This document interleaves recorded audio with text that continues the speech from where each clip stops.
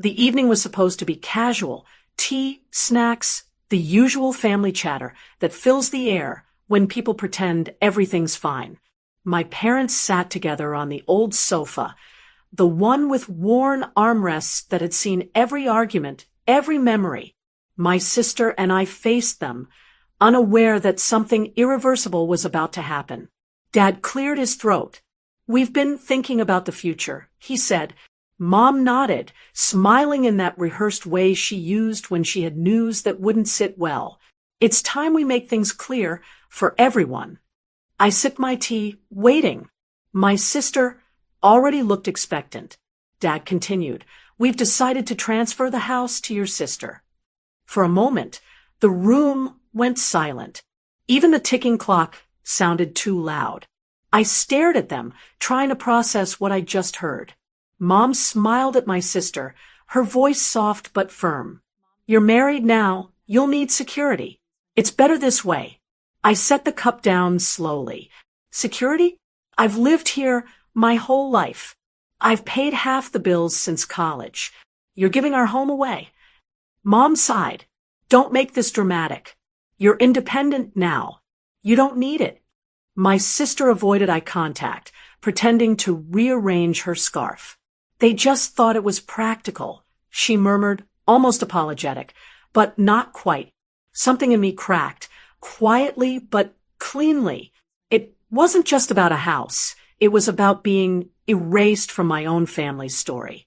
Years of loyalty, of helping when no one else would, dismissed in a single sentence. I didn't shout. I didn't beg. I just looked at them, one by one, memorizing the calm certainty on their faces. The decision was already made. My feelings were an afterthought. Dad added, "We hope you'll understand. It's not favoritism. It's planning."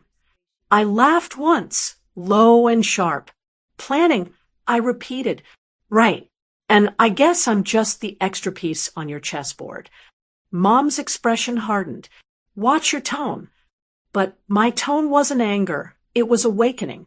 Years of small sacrifices, overlooked efforts, swallowed pride. They all came rushing back like a ledger being balanced at last.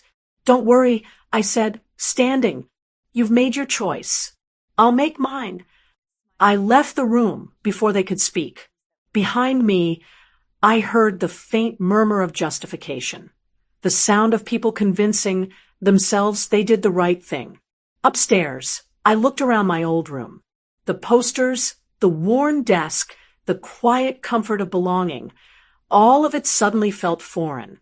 They'd taken the one place I thought was safe and turned it into proof that I didn't matter. But that's the thing about betrayal. It sharpens you. It doesn't destroy you. It defines what comes next. That night, as they celebrated downstairs with tea and laughter, I sat by the window, making notes. Not angry scribbles, plans, thoughtful, deliberate plans.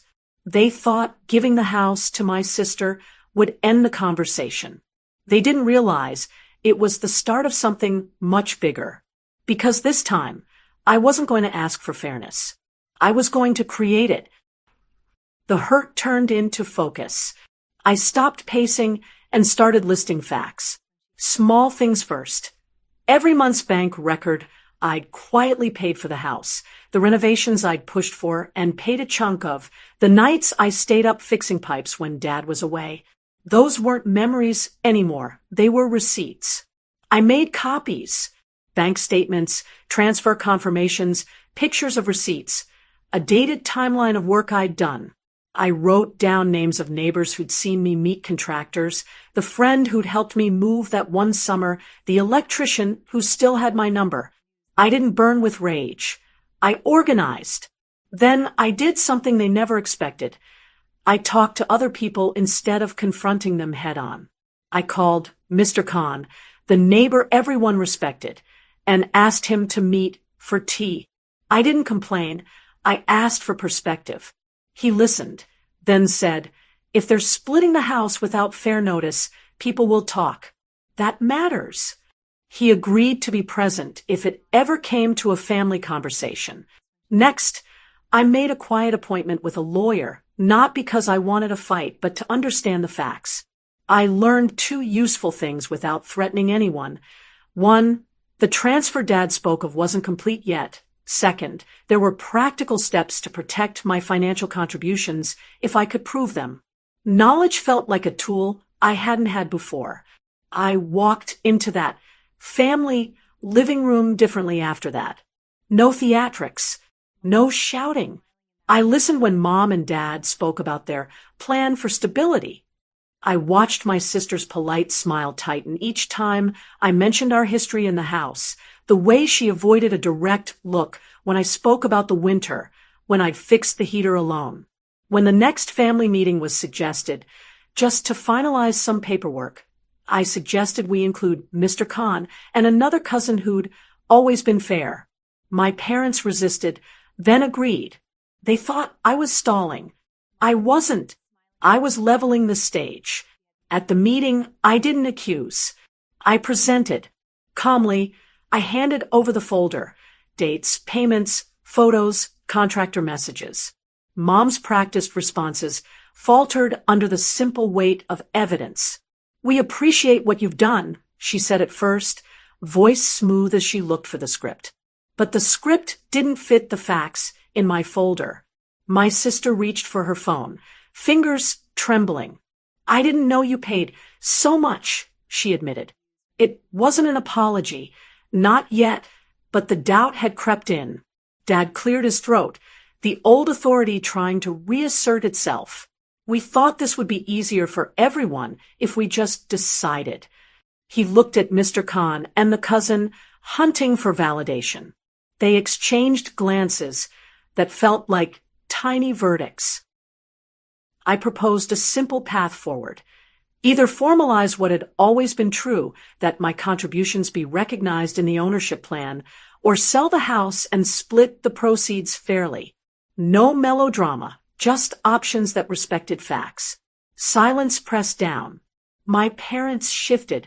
My sister's husband, who had been smugly confident, was the first to speak up, not in my favor. He argued for stability and tradition, words meant to protect the gift they wanted to claim. But with neighbors and a lawyer quietly in the wings, those words lost some weight. They tried to guilt me into appearing grateful. I didn't yield. I spoke plainly. Respect and fairness mattered more to me than anyone's comfort. If that made me difficult, so be it. When I left the meeting, nothing had been decided. That was intentional. I hadn't rushed them into a corner. I'd shown I had a process, witnesses, and the patience to pursue it properly. I'd made it clear that the easy path for them, unilateral transfer, would no longer be unchallenged. And as I walked through the front door of my own life, I felt something new, not triumph, not yet, but the quiet certainty that this time I'd shape the outcome. They had chosen to gift the house to my sister. I had chosen to make sure choice had to answer to what was true. 2 weeks later, Dad called. His voice was softer than I remembered. "Can you come by? We need to talk." When I arrived, the house felt different. Quieter. My sister sat on the sofa, eyes down. Mom didn't meet my gaze. The folder I'd shown them before lay on the table, opened, marked, discussed. Dad cleared his throat. "We went through everything," he said. "We didn't realize how much you'd contributed. It wasn't fair of us to make that decision without you." Mom spoke next, voice low. "We thought we were doing what was best for your sister, but we forgot what you've done for us. You deserve your share." It wasn't dramatic, but the air carried weight. For years I'd wanted them to see me, not as the quiet one who'd managed somehow, but as someone who mattered. And in that moment they did. We decided the house would remain in both our names. Fair, documented, final. My sister didn't argue this time. Maybe she'd finally understood that love isn't built on taking advantage of someone's silence. As we signed the new papers, Mom looked at me with damp eyes. "You handled this better than we did," she said. I didn't reply. Some wounds don't need words, just acknowledgement. That night, I stood by the window again, same as I had the day they announced the house was hers. The difference was subtle but real, peace instead of bitterness. I hadn't needed to shout, threaten, or cut ties. I'd won by staying calm, by refusing to be erased. Revenge didn't come as destruction. It came as dignity. And as I turned off the lights and locked the door, I smiled, not because I'd reclaimed the house, but because I'd reclaimed myself.